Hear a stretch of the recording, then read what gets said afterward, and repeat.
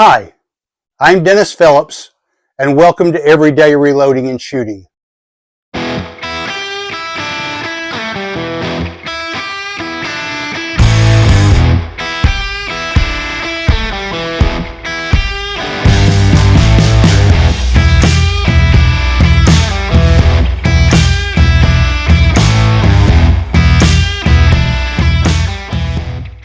One of the things I had seen in a video or a comment on a video is that one of the things that you can do when you're working on setting your neck tension is after your cases are sized and then you're going to set the neck tension with your expander mandrel, what you can do is you run it up through there, and then for additional concentricity, you rotate the case 180 degrees and you pull the lever again a second time.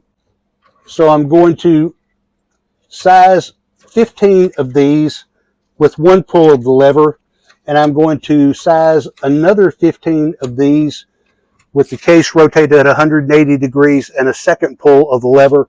And then we'll shoot these two groups at the same load, same powder, same charge weight.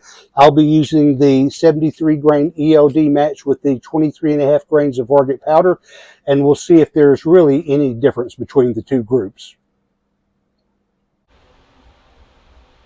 All right, welcome back to the channel. Once again, we're at the Georgia Gun Club's 100-yard indoor rifle range, and today I'm shooting my Tikka T3X Ace target rifle chambered in .223 Remington with an Arken SH4 6-24x50 rifle scope. And we'll be shooting at 100 yards today. And today I'm doing something that I'm calling a neck concentricity test. It's with the Varget 23.5 grains of powder, which I have found to be a good load. And what I've done is I have sized 30 cases with my Hornady resizing die without the expander mandrel. And then I did the neck sizing, and so these are all sized at 2.5 thousandths of neck tension. On the first group, I pulled the lever one time, and on the second group, I rotated the case 180 degrees and pulled the lever a second time.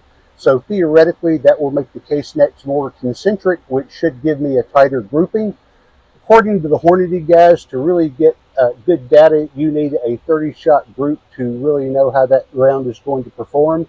But they said you can also get pretty good information from a 15-shot group as well. So I'm shooting two 15-shot groups of each of these. So we shall send them down and see how they perform. As always, you're welcome to enjoy the music while I fast forward through my shooting, or you can skip forward to the results that follow. Shooting at 100 yards.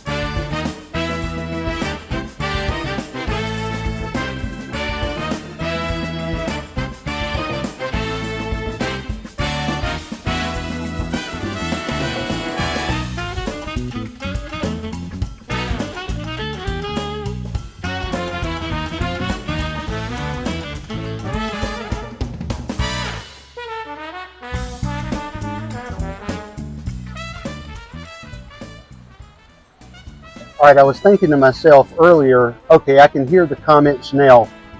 Comments like, boy, you sure do like to waste a lot of components, or just load them and go. Well, I think I have just discovered something that has really made a difference. So please take a look.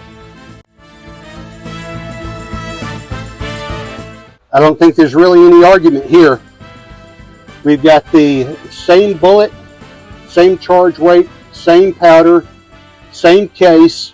The only difference was when I was sizing the neck tension on these groups, These were both sized at 2.5 thousandths of neck tension.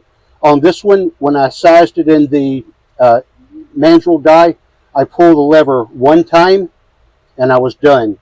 On this one, I pulled the lever one time, I rotated the case 180 degrees, and I pulled the lever a second time. If that doesn't show you a difference, I don't know what does. But I'm going to take these home, measure these, and we'll give you our final analysis. All right, I'm back from the range, and I've got to say that this was, to me, one of the most eye-opening studies of anything I've done. I was responding to, I don't recall if it was a comment that I had read on a video about neck sizing, or maybe it was in the neck sizing video itself. But the idea was that once you are using expander mandrels to neck size your cases after they've been sized and you're now sizing the necks, when you pull the lever, what you might want to do is rotate that case 180 degrees and pull that lever a second time, which would give it more concentricity. So I was curious whether or not there would actually be any kind of difference in doing that. And of course, when you do a study like that, sometimes you don't really expect there to be a difference in the results. But it's always fun when you find out a result like this. So I have here a photo of the picture. Of course, we did a fouling group, after which I moved my scope one click to the right, and I shot the rest of these. The first group with 15 shots, this was where I pulled the sizing lever one time. I had an overall group size of 1.21 inches with a mean radius of 0.36, which 0.36 double gives you an average group size of 0.72, which is not bad. We had an average velocity with this particular round, and what we're shooting here is the 73 grain ELD match with the 23.5 grains of Varget powder, which we've already found to be a well-performing load.